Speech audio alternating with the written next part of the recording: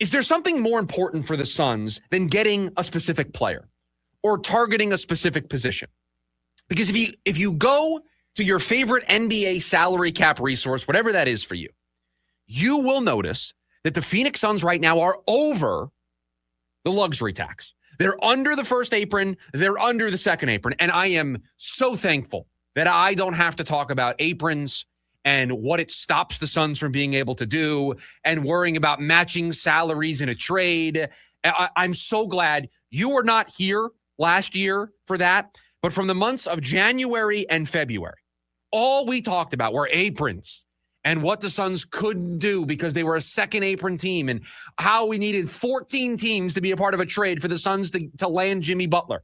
I'm so thankful that the Suns have got their house in order here, and I no longer have to talk about that. But they are still over the luxury tax. They're under both aprons, but they're over the luxury tax, and they're a repeater, which means they've been over the luxury tax for consecutive seasons.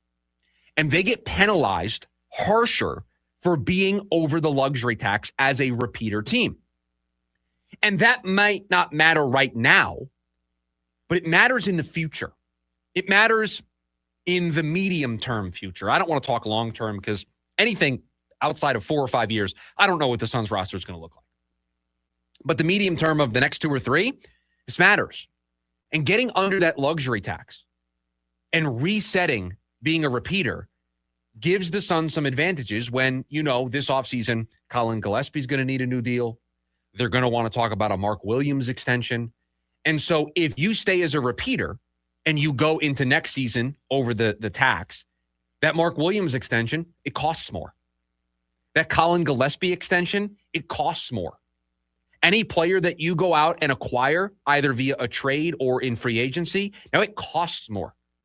Because not only do you have to pay out the contract, but you have to pay the luxury tax, and you're hit with the bonus repeater of, you were going to pay this tax rate. It's actually this tax rate because you've been over this threshold multiple years in a row.